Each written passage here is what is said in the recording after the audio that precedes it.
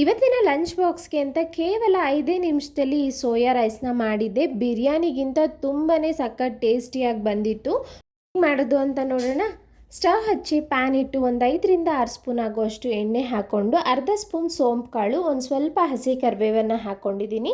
ನಂತರ ಸಣ್ಣದಾಗಿ ಹೆಚ್ಚಿಟ್ಕೊಂಡಿರೋವಂಥ ಈರುಳ್ಳಿನ 1 ನಿಮಿಷ ಫ್ರೈ ಮಾಡ್ಕೊಳ್ಳೋಣ. ಒಂದು ಚೂರು ಸಾಫ್ಟ್ ಆದಮೇಲೆ ಇಲ್ಲಿ ಅರ್ಧ ಸ್ಪೂನ್ ಆಗುವಷ್ಟು ಶುಂಠಿ ಬೆಳ್ಳುಳ್ಳಿ ಪೇಸ್ಟ್ ಹಾಕಿ, ಇಲ್ಲ ಅನ್ನೋರು ಶುಂಠಿ ಬೆಳ್ಳುಳ್ಳಿನ ಫ್ರೆಶ್ ಆಗಿ ಕುಟ್ಟಿ ಸೇರಿಸ್ಕೋಬೋದು. ಹಸಿ ಸ್ಮೆಲ್ಲೆಲ್ಲ ಹೋಗ್ತಿದ್ದಂತೆ ಇಲ್ಲಿ ಒಂದು ಮೀಡಿಯಮ್ ಸೈಜ್ ಟೊಮೆಟೊನ ಕಟ್ ಮಾಡಿ ಸೇರಿಸ್ಕೊಂಡಿದ್ದೀನಿ. ಇದನ್ನು 1 ನಿಮಿಷ ಫ್ರೈ ಮಾಡಿಕೊಂಡು ಇದಕ್ಕೆ ಈಗ ಮಸಾಲ ಪೌಡರ್ಸ್ನ ಸೇರಿಸ್ಕೊಳ್ಳೋಣ.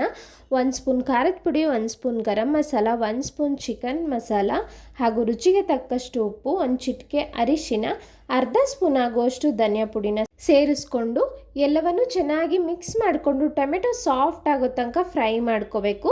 ನಂತರ ಇಲ್ಲಿ 1 ಕಪ್ ಸೋಯಾನ ನಾನು ಬಿಸಿನೀರಲ್ಲಿ ಹಾಕಿ ತೆಗೆದು ಅದನ್ನು ಸೇರಿಸ್ಕೊಳ್ತೀನಿ. ಸೋಯಾದಲ್ಲಿ ಒಂದು ಸ್ವಲ್ಪನೂ ನೀರಿನ ಅಂಶ ಇರಬಾರ್ದು. ಕಂಪ್ಲೀಟಾಗಿ ಮಸಾಲೆ ಎಲ್ಲ ಹೊಂದ್ಕೊಂಡ್ಮೇಲೆ ಒಂದು ಚಿಕ್ಕ ಟೀ ಗ್ಲಾಸ್ನಲ್ಲಿ ಅರ್ಧ ಗ್ಲಾಸಷ್ಟು ನೀರನ್ನ ಹಾಕಿ 1 ನಿಮಿಷ ಲಿಡ್ನ ಕ್ಲೋಸ್ ಮಾಡಿ ತೆಗೆದ್ರೆ ಕಂಪ್ಲೀಟ್ ನೀರೆಲ್ಲ ಹೋಗಿ ಈ ರೀತಿ ಡ್ರೈ ಆಗಿರುತ್ತೆ. ಈಗ ಕುಕ್ ಮಾಡಿರೋ ಅಂಥ ರೈಸ್ನ ಹಾಕ್ಕೊಂಡು ಎಲ್ಲವನ್ನು ಚೆನ್ನಾಗಿ ಮಿಕ್ಸ್ ಮಾಡಿ ರೈಸ್ 1-2 ನಿಮಿಷ ಚೆನ್ನಾಗಿ ಬಿಸಿ ಆಗಬೇಕು. ಅನಂತರ ಸ್ಟವ್ನ ಆಫ್ ಮಾಡ್ಕೊಳ್ಳಿ. ಲಂಚ್ ಬಾಕ್ಸ್ಗೆ ವರ್ಕಿಂಗ್ ವುಮೆನ್ಸ್, ಬ್ಯಾಚುಲರ್ಸ್ ಎಲ್ಲರೂ ಟ್ರೈ ಮಾಡ್ಬೋದು. ಇದೇ ರೀತಿ ಲಂಚ್ ಬಾಕ್ಸ್ ರೆಸಿಪಿಗಾಗಿ ನಮ್ಮ ಚಾನಲ್ನ ಸಬ್ಸ್ಕ್ರೈಬ್ ಮಾಡಿ. Thank you. ಬಾಯ್.